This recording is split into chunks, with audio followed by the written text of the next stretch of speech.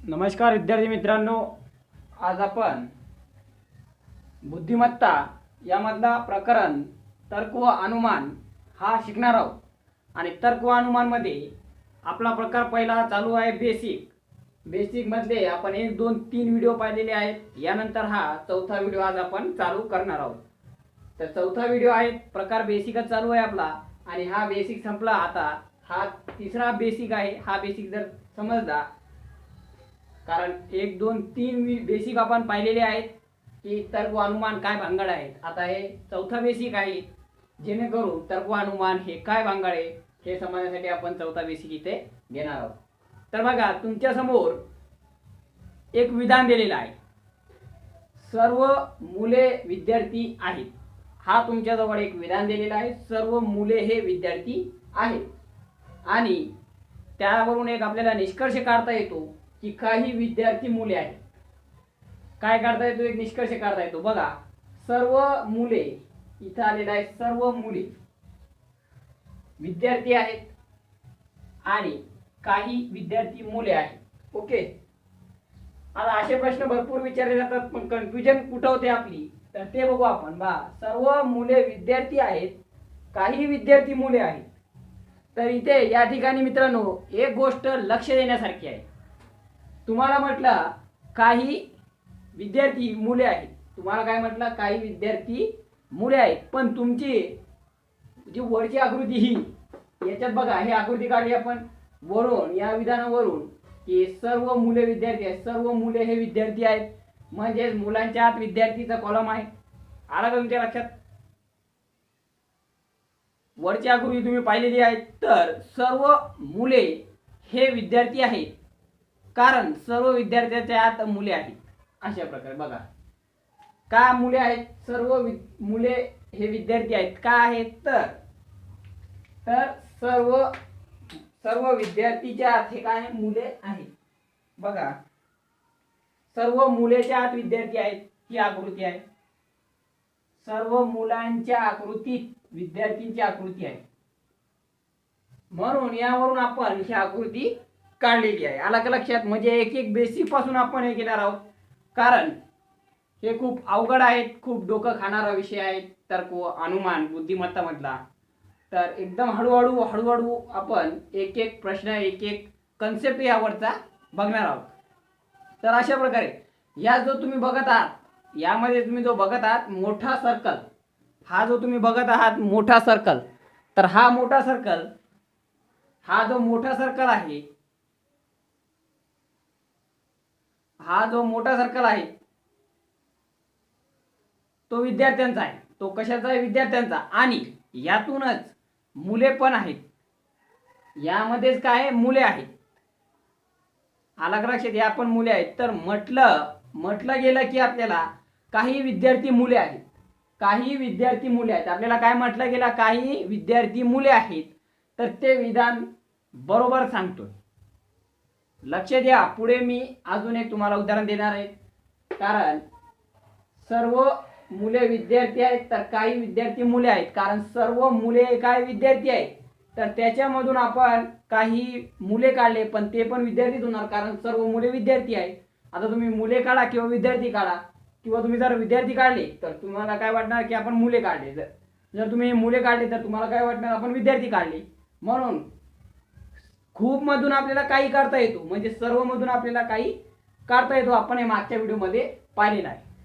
आता तुम्हाला इथे एक दुसरं विधान देतो। दुसरं विधान काय आहे?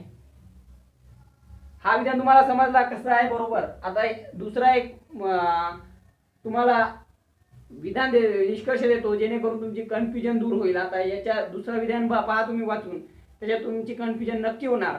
पहा, काही मुले विद्यार्थी आहेत, काही मुले विद्यार्थी आहेत,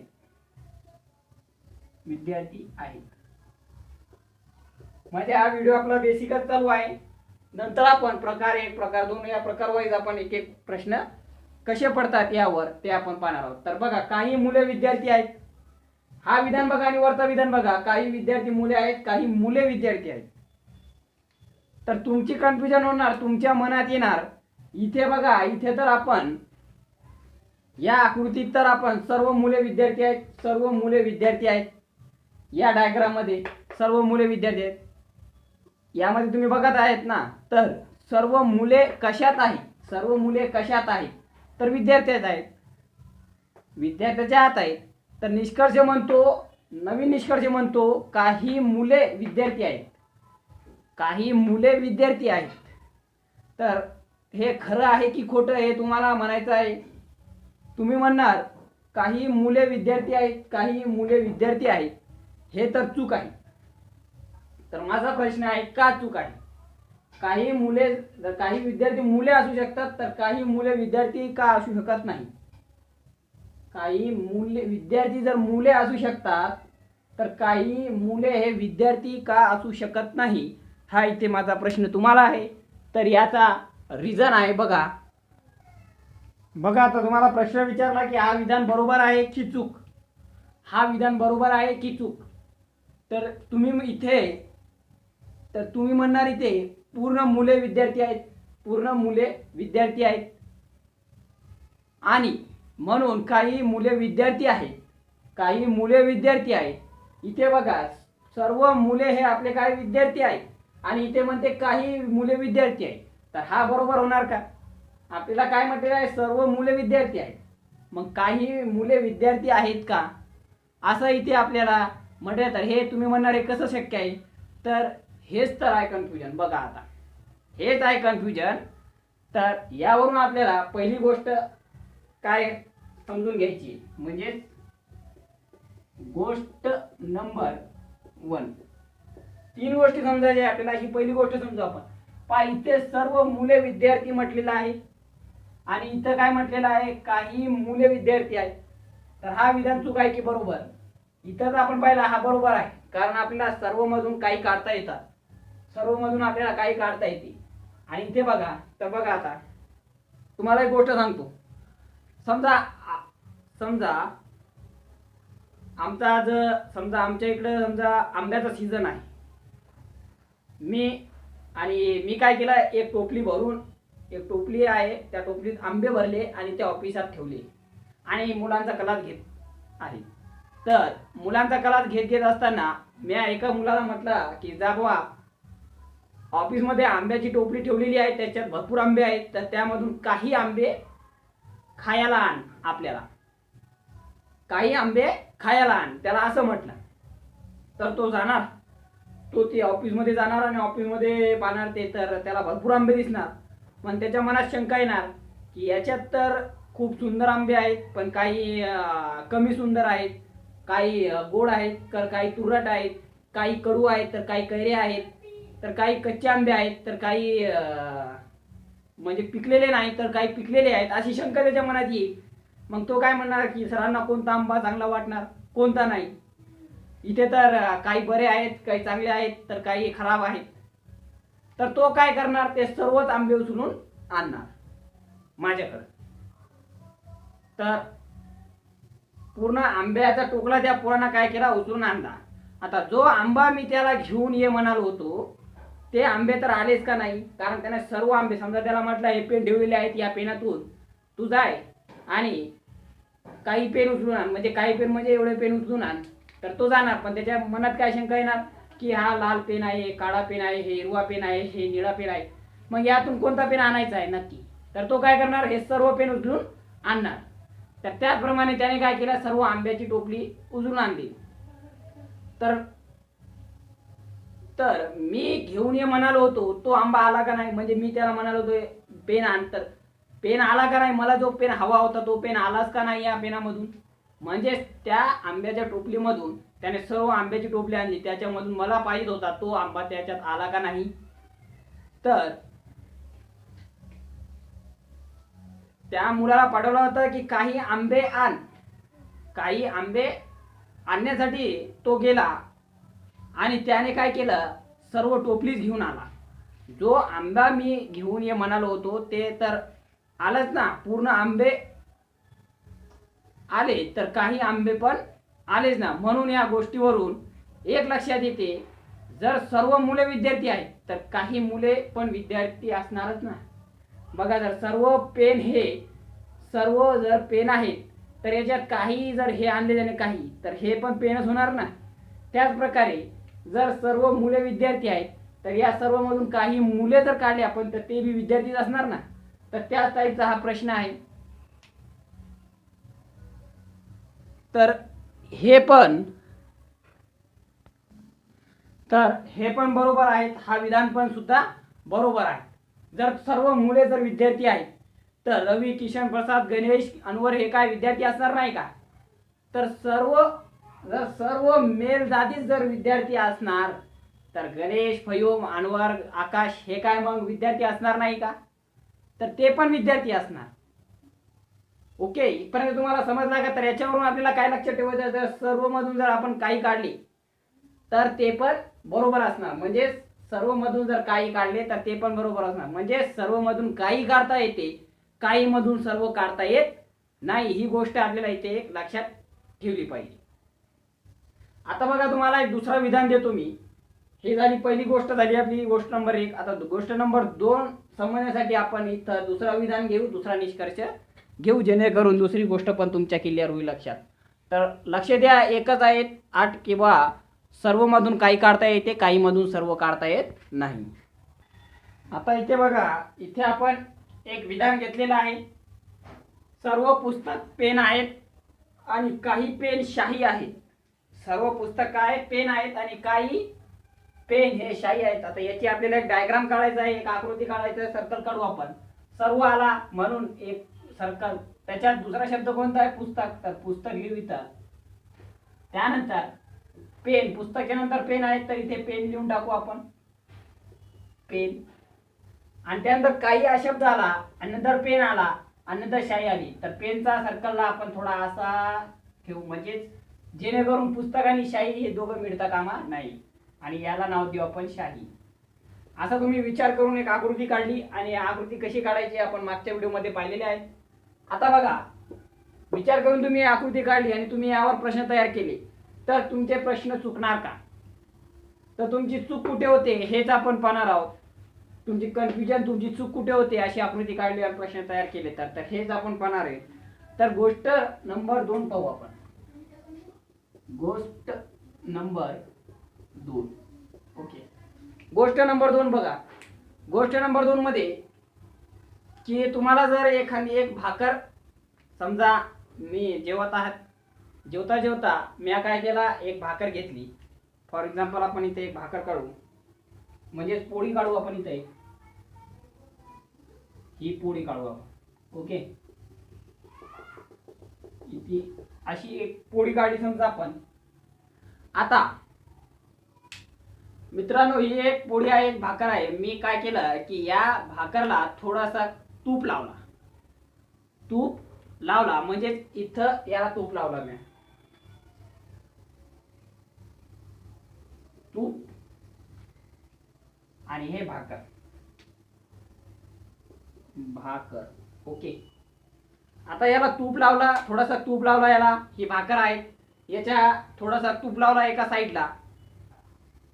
आणि मी गेलो वर्गात आणि ही जी पोळी आहे ती मी रूम मध्ये ठेवली आणि वर्गात गेलो आणि जेवता जेवता मी विद्यार्थ्यांना शिकू लागलो.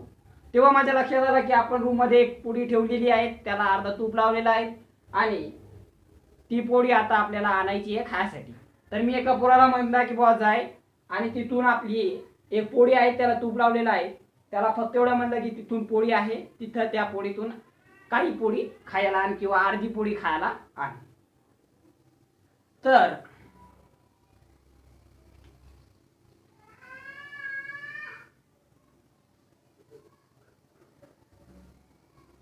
तो जाणार आणि त्या पोळीतून तो इथून पोळी तोडून आणणार. बघा, आता ते जाणार आणि इथून पोळी तोडून आणणार. कुठून, तर इथून.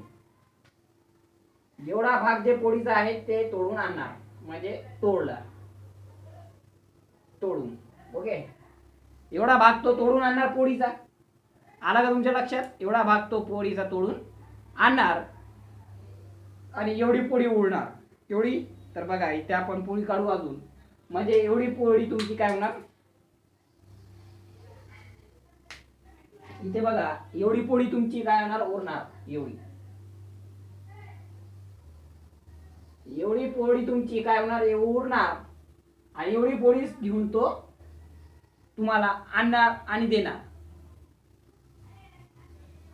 आता मला सांगा, त्या पोराने एवढी पोळी तोडून आणली तर त्याने चूक केली की बरोबर? त्यानं चूक केला की बरोबर एवढी पोळी तोडून आणली तर?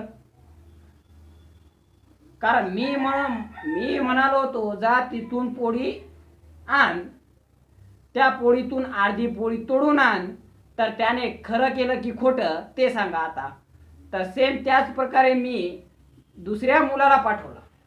आता हे मुलं झाला, आता दुसऱ्या मुलाला पाठवला आणि त्याला म्हटलं जा तू पोळी घेऊन पोळी तोडून आण. तर तो बी जाणार आणि उरलेली पोळी आहे बघा, एवढी एवढी भाकर आहे,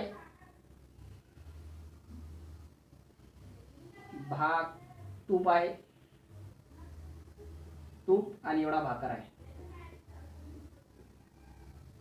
एवढी पोळी उरलेली आहे आणि त्याने एवढी पोळी तोडून आणली. मी दुसऱ्या पोळ्याला पाठवला आणि त्याला म्हणला की जाय आणि तू बी एक पोळी तोडून आण. तर तो मुलं जाणार आणि आता दुसरा मूल किंवा दुसरा विद्यार्थी जातो आणि ही उरलेली पोळी आहे, या पोळीतून ते इथून पोळी तोडून आणतो. म्हणजे इथून पोळी तोडून आणतो. पहिला विद्यार्थी दिला त्याने इथून पोळी तोडली, मग पोळी एवढी उरली. मग या पोळीतून त्याने काय केला, या भाकरीतून एवढी भाकर त्याने तोडून आणली. म्हणजेच काय केलं त्याने, तूप लावलेली भाकर तोडून आणली. याला विदाऊट तूप लावलेली भाकर तोडून आणली. आला का तुमच्या लक्षात? मग उरली एवढी पोळी, तर हे बघा एवढी भाकर उरली, भाकर आणि हे तूप, एवढी भाकर उरली. तर आता मला सांगा, याने बरोबर केला की याने बरोबर केला? याने पण बरोबर केला आणि याने पण बरोबर केला.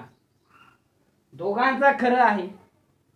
कारण मी असं तर नाही म्हटलो होतो की तूप लागलेलीच पोळी आणायची किंवा विदाऊट तूप लागलेली पोळी आण. जेव्हा त्याने तिथून पोळी आणली तर पोळी आणली की नाही? निश्चित आणली. त्याला काय म्हणलं होतं, फक्त पोळी आण. त्याला हे नाही म्हटलं होतं की तूप लावलेली पोळी आण, विदाऊट तूप लावलेली पोळी आण. ते गेला, त्याला म्हटलं पोळी आण, तर त्याने पोळी आणली, त्याने बरोबर केला. तर चूक याने पण नाही केली आणि चूक याने पण केली नाही. तर या दोन कंडिशन निर्माण झाल्या बघा. पहिली कंडिशन काय झाली की तूप लावलेली पोळी, तूप लावलेली विदाऊट नाही, तूप शिवाय आणलेली पोळी. आणि दुसरी कंडिशन कोणती झाली की तूप लावलेली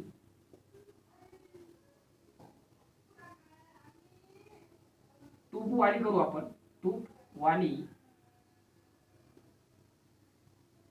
पोळी आणली. या दोन कंडिशन निर्माण झाला. एक तूप लावलेली पोळी आणली आणि एक विदाऊट तूप लावलेली पोळी आणली.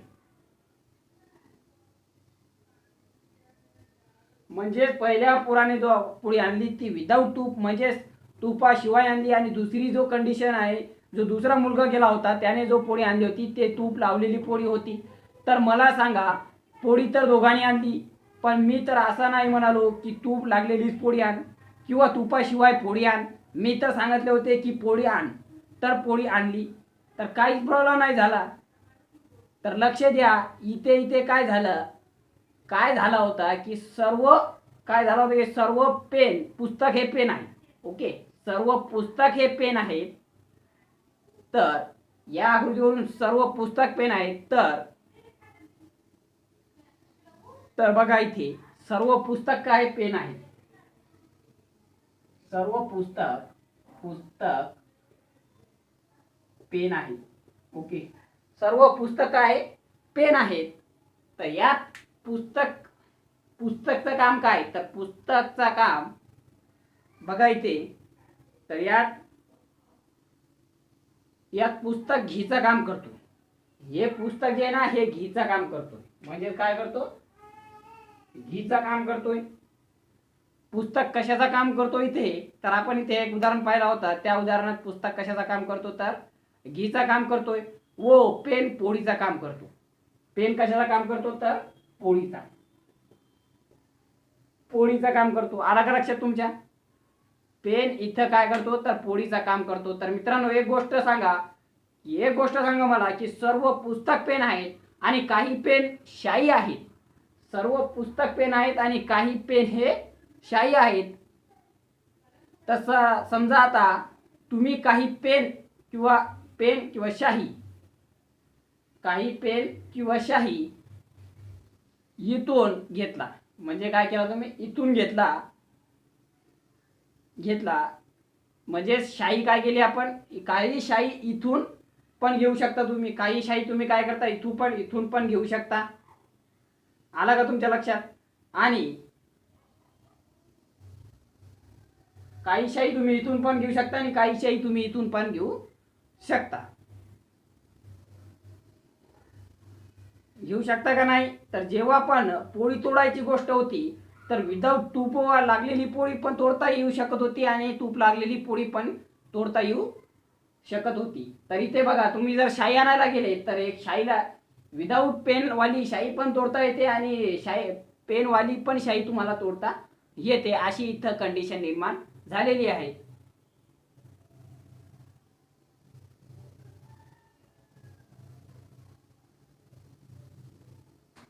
म्हणजेच इथं पण तुम्हाला दोन कंडिशन निर्माण झाल्या आहेत. बघा, आता इथेच तुम्हाला दोन कंडिशन निर्माण झालेल्या आहेत. तुम्हाला जर म्हटलं की काही शाही पेन आहेत, काही शाही जर आण, तर तुम्ही काय करणार, इथून पण तुम्ही तोडता येऊ शकते तुम्हाला. इथून पण तुम्हाला शाई आणता येते. किंवा जर तुम्हाला म्हटला तर तुम्ही काय करता, इथून पण तुम्ही शाई आणू शकता, कारण हा पण शाईचा आहे. पण हा अँगल जो आहे, या अँगल हा पेन आणि शाईचा अँगल आहे आणि हा अँगल फक्त एवढा अँगल कशाचा आहे, तर हा अँगल फक्त काय, शाईचा आहे. म्हणजेच यात फक्त तुम्हाला शाई भेटणार आणि याच्या शाई आणि पेन दोन्ही भेटणार. जसं आपण पोळीचा पाहिला होता, इथं तुम्हाला फक्त पोळी भेटणार आणि इथं तुम्हाला तूप लावलेली पोळी भेटणार. तर इथं तुम्हाला शाई लागलेला पेन भेटणार आणि इथं फक्त शाई भेटणार. अशी कंडिशन इथे निर्माण झालेली आणि इथेच मिस्टेक होते विद्यार्थी मित्रांनो. इथेच काय होते, तर मिस्टेक होते. तुम्हाला अजून एक निष्कर्ष देतो. बघा, काही पुस्तक पेन आहेत. बघा, इथं आपण एक निष्कर्ष घेऊ जेणेकरून तुमच्या लक्षात यायला हवा. इथे अजून एक आपण निष्कर्ष घेऊ की काही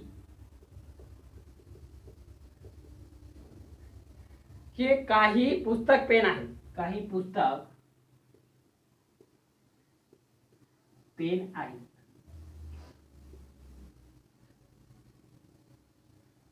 काही पुस्तक पेन आहे. तर तुम्हाला म्हटलं हा निष्कर्ष बरोबर आहे की चूक,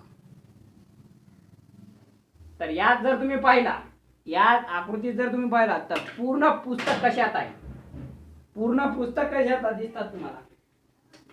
यात पूर्ण पुस्तक कशात दिसतात तुम्हाला, पूर्ण पुस्तक पेनात दिसतात. पूर्ण पुस्तक कशात दिसतात, तर पेन. याचा अर्थ सर्व पुस्तक पेन आहेत. याचा अर्थ काय, सर्व पुस्तक पेन आहेत या आकृतीचा. ओके, इथपर्यंत समजला? तर काही पुस्तक पेन असणार की नाही, प्रश्न काय, काही पुस्तक पेन असणार की नाही. जर सर्व पुस्तक जर पेन आहे, तर काही पुस्तक पेन असणार की नाही. आला का लक्षात तुमच्या, काही पुस्तक पेन असणार की नाही. तर आंब्यावाली गोष्ट, जर गोष्ट नंबर 1 जर आठवली तुम्ही, तर त्यामध्ये आपण पाहिला होता की सर्व मधून काही घेता येते, काही मधून सर्व घेता येते. तर त्याचप्रमाणे इथं तिसरा विधान झाला, काही पुस्तक पेन आहे. जर सर्व पुस्तक पेन आहे, तर काही पुस्तक पेन असणार की नाही, तर निश्चितच असणार. तर निष्कर्ष पहिला बरोबर आहे, हा पहिला बरोबर आहे. आला का लक्षात? आता निष्कर्ष दुसरा लक्षात घ्या. दुसरा निष्कर्ष लक्षात घ्या की निष्कर्ष दुसरा तोच बरोबर होणार जो पूर्णतः म्हणजे 100% बरोबर असणार. कन्फ्युजन वाला जर एखादा जर तुम्हाला वाटत असेल की एखादा जर कन्फ्युजन वाला जर निष्कर्ष असेल, तर तो निष्कर्ष चूक असणार. कारण निष्कर्ष तोच बरोबर असतो जो पूर्णतः बरोबर असतो, 100% बरोबर असतो. तर काही पुस्तक पेन आहेत, काही शाई पेन आहेत. आता तुम्हाला निष्कर्ष दिला, काही शाही पेन आहेत, सॉरी काही शाही पुस्तक आहेत, काही शाही पुस्तक आहेत, काही शाही पुस्तक आहे. ओके, काही शाही पुस्तक आहे हा तुम्हाला दिलेला आहे. आता याच्यात तुम्ही बघा, तर तुम्हाला शाही दोन ठिकाणाहून दिसते, दोन ठिकाणी तुम्ही शाही तोडू शकता. तुम्हाला जर हा विधान काही शाही पुस्तक आहे म्हणजे शाहीचा कनेक्शन इथे पुस्तक मध्ये, या विधानावरून पहा काही पेन हे शाही आहेत म्हणजे पेन आणि शाहीचा कनेक्शन आला होता. आता काही पुस्तक पेन आहेत म्हणजे काही शाही पुस्तक आहे म्हणजे शाही आणि पुस्तक यांचा पण कनेक्शन येणार. तर तुम्ही काय करणार, हे इथं आकृती काढणार. अशी काय करणार तुम्ही, पहिले ही आकृती काढली तुम्ही, नंतर ही आकृती काढणार.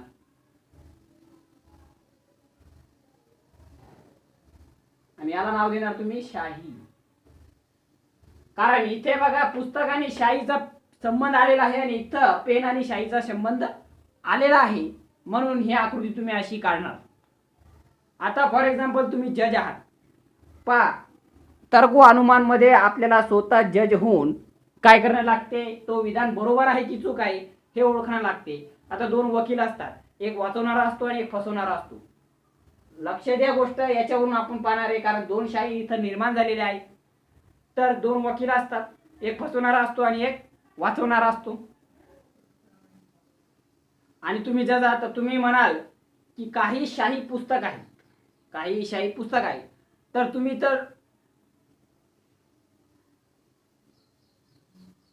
तुम्हाला काय म्हटलं की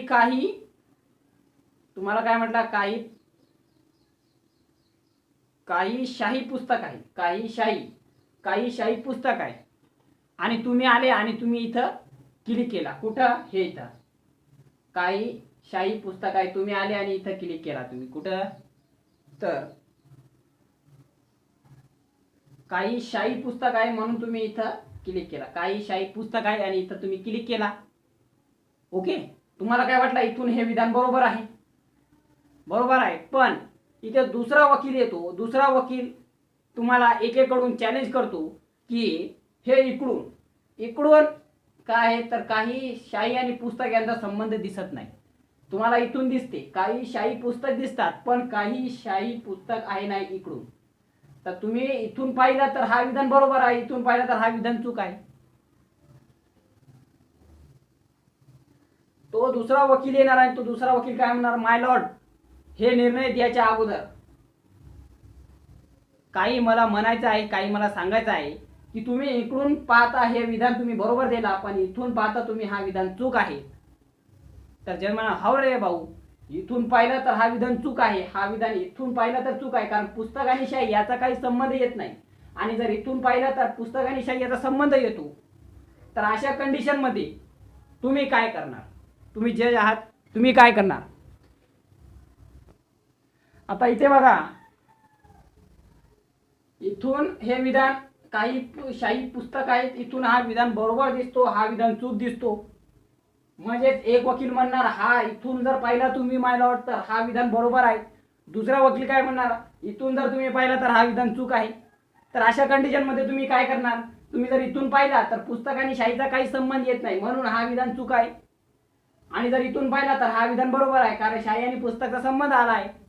तर अशा कंडिशन मध्ये तुम्ही काय करणार, तर अशा कंडिशन मध्ये तुम्हाला मागे एक वाक्य सांगितलेला होता, तोच विधान बरोबर आहे जो विधान 100% बरोबर आहे किंवा जो विधान पूर्णतः बरोबर आहे. आता अशी कंडिशन आली म्हणजेच हा विधान काय 100% बरोबर नाही. मग अशा वेळेस काय होणार, ते आपली केस फसणार. तर आपण आता निर्णय देऊ शकणार नाही, आपण, कारण इथून खरं दिसते, इथून खोटं दिसते, किंवा इथून खरं दिसते, इथून खोटं दिसते.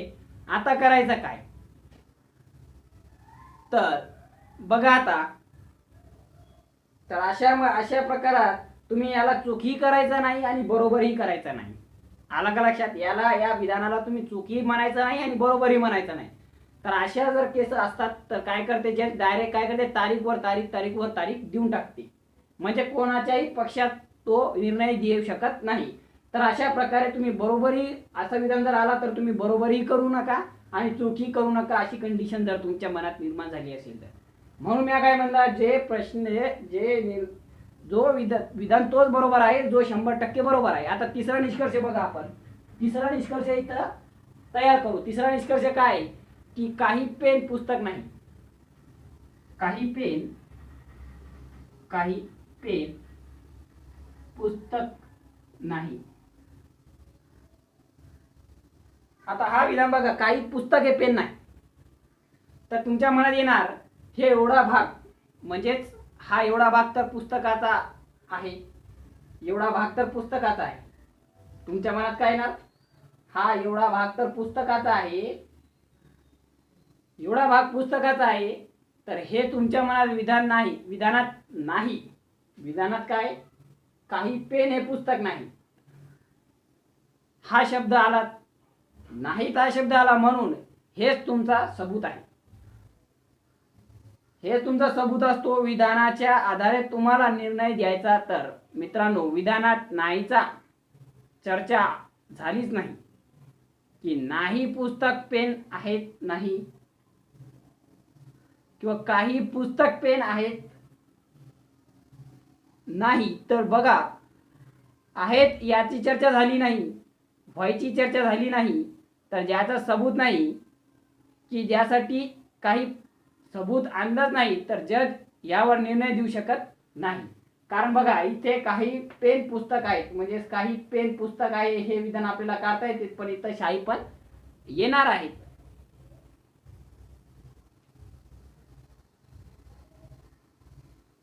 तर काही पेन पुस्तक नाही, काही पेन पुस्तक नाही हे विधान चूक आहे. कारण काही पुस्तक पेन नाही, कारण हा विधान चूक आहे. कारण पुस्तकाचा सर्कल हा पेनात आहे, म्हणून सर्व पुस्तक हे पेन आहेत. म्हणून पर्याय क्रमांक 4 हा विधान काय आपला चूक आहे.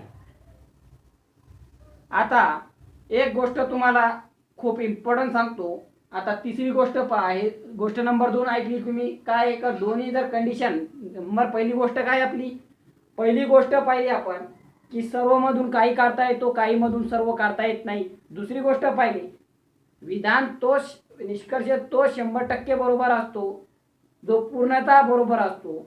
जर असं विधान जर असेल आणि जर तुमच्या मनात डाऊट येत असेल, शंका येत असेल, तर तो विधान काय करायचं आहे, चुकी द्यायचा नाही, बरोबरही द्यायचा नाही. कारण इकडून पाहिलं तर बरोबर, इकडून पाहिलं तर चूक होते. म्हणून अशा विधानाला चुकी करायचा नाही आणि बरोबरी करायचा नाही. यासाठी आता तिसरी गोष्ट बघू आपण. आता इथे बघा, इथे आपण गोष्ट क्रमांक 3 घेणार आहोत. गोष्ट नंबर 3. पहिली गोष्ट कळली तुम्हाला काय, पहिली गोष्ट काय, तर सर्व मधून काही करता येतो, काही मधून सर्व काढता येत नाही. दुसरी गोष्ट आहे, विधान तो 100% बरोबर असतो जो पूर्णतः बरोबर असतो. आता गोष्ट क्रमांक 3 पाहू आपण. काय विधान दिलेले आपल्याला, सर्व पुस्तक पेन आहेत, हे आकृती काढली पुस्तक आणि त्याच्यात पेन, काही पेन शाई आहेत, काही पेन हे शाई आहेत, हे पुस्तक काढले आपण, आकृती काढली. आता बघा, काही पेन, सर्व पुस्तक पेन आहेत आणि काही पेन शाई आहेत, काही पेन शाई आहेत, म्हणजे ही आकृती येणार नाही, ही नंतर काढू आपण. तर पहिले ही आकृती येणार. या विधानावरून आपण ही आकृती काढली आहे. आता तुम्हाला निष्कर्ष दिले, तुम्हाला 2च निष्कर्ष राहणार, अशा कोणतेच निष्कर्ष राहणार नाही की एकदम म्हणणार की काही पुस्तक शाई आहे, काही पुस्तक शाई आहे. बघा कसं आहे, तर काही पुस्तक शाई आहे, काही पुस्तक शाई आहे. निष्कर्ष, काही पुस्तक शाई आहे हा एक विधान, आणि एकही पुस्तक शाई नाही. दुसरा विधान निष्कर्ष काय, एकही पुस्तक शाई नाही, एकही पुस्तक शाई नाही,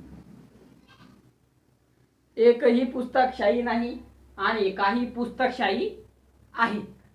याच्यात बघा कन्फ्युजन होते का नाही, काही पुस्तक तरी ते शाई म्हणते आणि ते काय म्हणते एकही पुस्तक शाई नाही. तर हे कसं शक्य होणार, कारण वरचा निष्कर्ष जर पाहिला आणि हा जर पाहिला आपण, तर काय काही पुस्तक शाई आहेत, म्हणजेच काही पुस्तक शाई आहेत का, तर या विधानावरून नाही. आणि एकही पुस्तक शाही नाही, एकही पुस्तक शाही नाही, हे पण बरोबर आहे. पण मागची जर आपण आकृती पाहिली तर त्याच्यात काय होता की सर्व पुस्तक पेन आहेत, काही पेन शाही आहेत. आता जर सर्व पुस्तक जर पेन असेल आणि काही पेन हे शाही आहेत, तर काही पुस्तक हे शाही का असणार नाही? कारण सर्व पुस्तक हे पेन आहेत, सर्व पुस्तक हे काय पेन आहेत. हे तर पेनच आहे ना, पुस्तक तर नाही हे इथं पहिल्या विधानावरून. आणि इथं काय म्हणते काही पेन शाही आहेत, इथं बरोबर आहे, तर इथं पण आपण लिहू शकतो ना शाही. आला का लक्षात? आता या आकृतीवर बघा, आता काय आपला निष्कर्ष दिलेले आहे, काही पुस्तक शाही आहेत, काही पुस्तक हे काय शाही आहेत. म्हणजेच आपण जर काही पुस्तक शाही आहेत, काही पुस्तक जर शाही, तर इथून पाहिला तर ही आकृती बरोबर आहे. कारण शाही आणि पुस्तक यांचा काय आहे कनेक्शन किंवा अटॅचमेंट आलेला आहे. आणि एकही पुस्तक शाही नाही, म्हणून इथून जर पाहिलं तर हा विधान बरोबर आहे. एकही पुस्तक शाही नाही, कारण पुस्तक आणि शाहीचा कनेक्शन आलेला नाही. आला का तुमच्या लक्षात? आता हे निष्कर्ष आहे. तर तुम्ही पहिल्या निष्कर्षावर पाहून बघणार की काही पुस्तक शाही आहे, काही पुस्तक शाही आहेत. तर काही पुस्तक हे काय शाही आहे, तर इथून हे विधान काय बरोबर आहे. ओके, इथून हा पहिला विधान बरोबर आहे, तर तुम्ही काय करणार डायरेक्ट बरोबर मारणार, बरोबर मारणार आहे का नाही? पण निष्कर्ष मी काय म्हणलं, निष्कर्ष तोच खरा असतो जो 100% खरा असतो. आता जर तुम्ही इथं पाहिला तर काय पुस्तक आणि शाहीचा काही संबंध येत नाही, म्हणून काही पुस्तक शाही आहेत म्हणजे काही पुस्तक शाही आहेत म्हणजे हे विधान बरोबर आहे इथून पाहिलं तर. आणि इथून पाहिलं तर हा विधान काय चूक आहे. म्हणून मी काय सांगायचं तुम्हाला की विधान तोच बरोबर असतो जो 100% बरोबर, पूर्णतः बरोबर असतो. आणि दुसरं विधान काय, एकही पुस्तक शाही नाही म्हणजे शाही आणि पुस्तकाचं काही कनेक्शन नाही, तर इथून पाहिलं तर हे विधान बरोबर आहे, इथून पाहिलं तर हा विधान चूक आहे. तर अशा कंडिशन मध्ये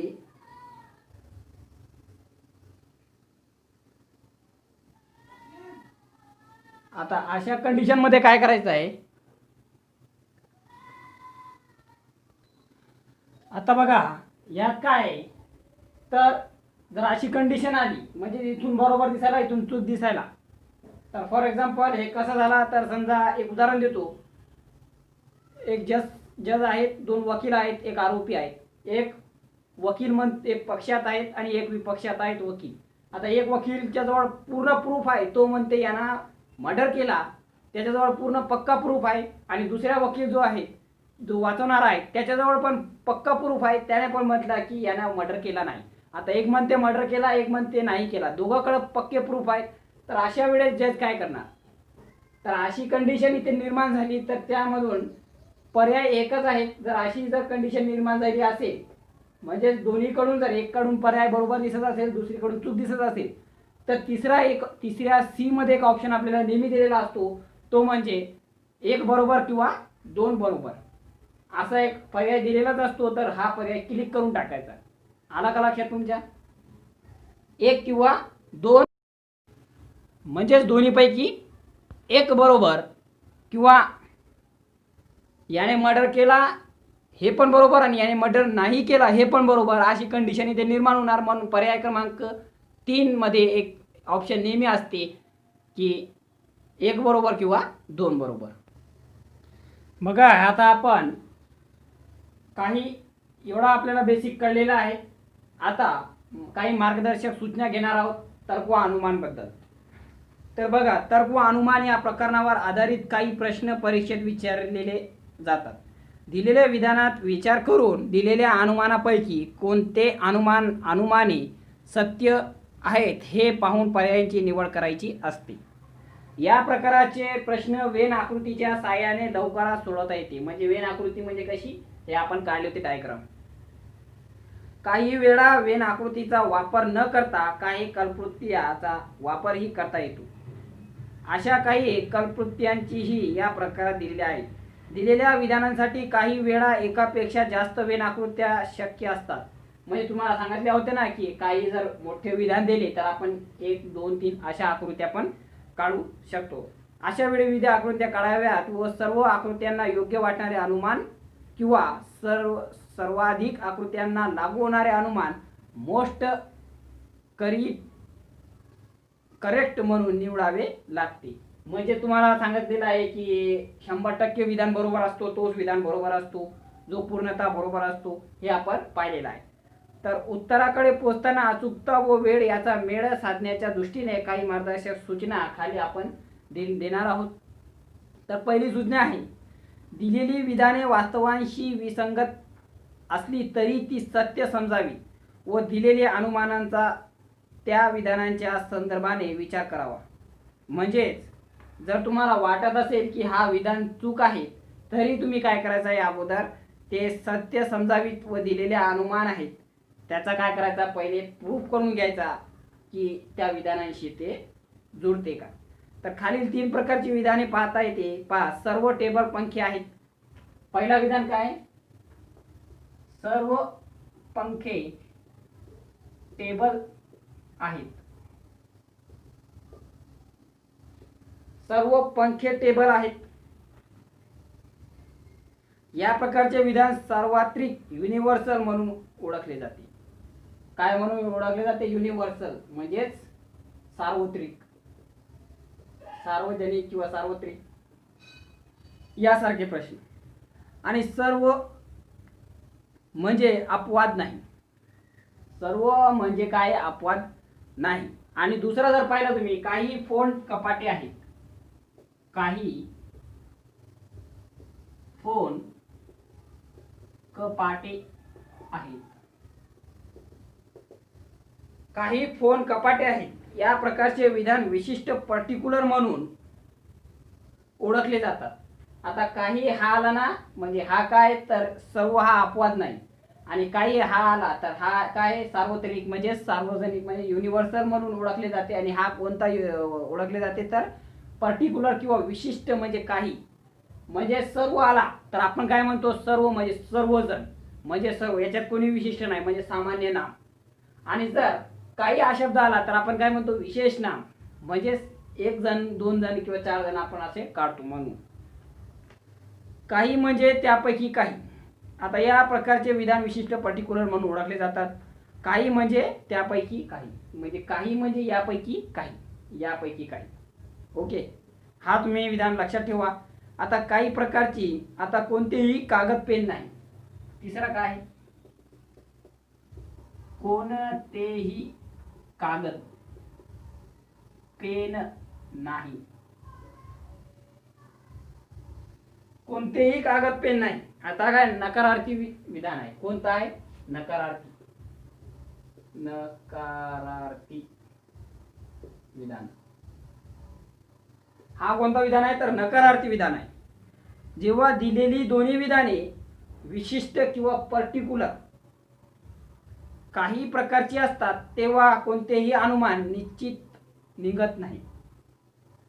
काही हे जर आला शब्द तर याच्यात जे विधान दिलेले असतात आपल्याला, कोणतेही अनुमान जर दिलेले असते तर ते अनुमान निश्चितपणे निघत नाही. ओके, जेव्हा दिलेली विधाने नकारार्थी असतात म्हणजेच हे कोणतेही कागद किंवा एकही नाही, तेव्हा कोणतीही विधाने कोणतेही अनुमान निश्चितपणे निघत नाही. याचा आणि याचा काय सेम आहे. जेव्हा दिलेली 2 विधानापैकी एक विधान नकारार्थी असते तेव्हा अनुमान नकारार्थीच असते.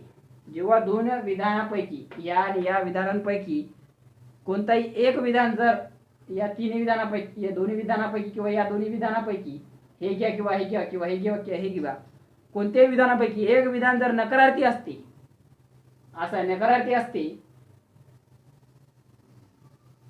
नकारार्थी असते तेव्हा अनुमान नकारार्थीच असते.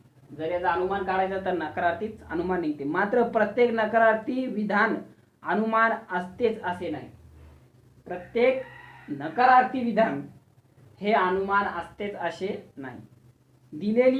जेव्हा दिलेल्या 2 विधानापैकी एक विधान विशिष्ट, दिलेल्या 2 विधानापैकी किंवा 2 विधानापैकी एक विधान विशिष्ट किंवा पर्टिक्युलर असते तेव्हा अनुमान हे देखील विशिष्ट किंवा पर्टिक्युलर असते. अनुमान पण तुम्हाला काय देणार, की काही हा शब्दानेच देणार.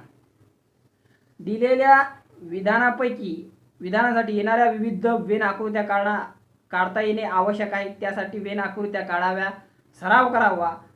पुढे काही सोडवून दिलेल्या दृष्टीने आपण काही घेणार आहोत. प्रश्न प्रकार पहिला, दुसरा, तिसरा असे आपण पाहणार आहोत. तर हा मार्गदर्शक सूचना होत्या. जर हा मार्गदर्शक सूचना जरी तुम्हाला अवघड वाटल्या तरी तुम्ही आपल्या 1, 2, 3 आणि 4 मधले जे आपण बेसिक पाहिलेले आहे, जे उदाहरण घेऊन आपण समजले आहोत, त्या सर्वांचे आपण इथे मार्गदर्शन सूचनामध्ये कन्वर्ट करून इथं पाहिलेलं आहे. जर तुम्ही आपल्या या YouTube आता आपण बेसिक हा प्रकार व्हिडिओ भाग बेसिक आपला संपलेला आहे. प्रकार 4था पर्यंत आपण आलेलो आहोत आणि आपला प्रकार पहिला बेसिक संपला. यानंतर तर्क व अनुमान यामध्ये आपण प्रकार पहिला पाहणार आहोत व्हिडिओ भाग 5 मध्ये. तर जरी तुम्ही आपल्या या YouTube चॅनलवर नवीन असाल तर सबस्क्राईब करा, लाईक करा, शेअर करा. जास्तीत जास्त मित्रांना तर्क व अनुमान हे काय भानगड आहे हे समजण्यास मदत होईल. आणि thank you for watching my video. Like करा, शेअर करा. काही अडचण असली या संबंधित जर कोणता टॉपिक समजला नसेल तर तुम्ही कमेंट करू शकतात. आणि आय बटनवर आपले अजून तुम्हाला जर या संबंधित जर व्हिडिओ पाहायचे असेल तर आय बटनवर तुम्ही क्लिक करू शकता. तर thank you for watching my video.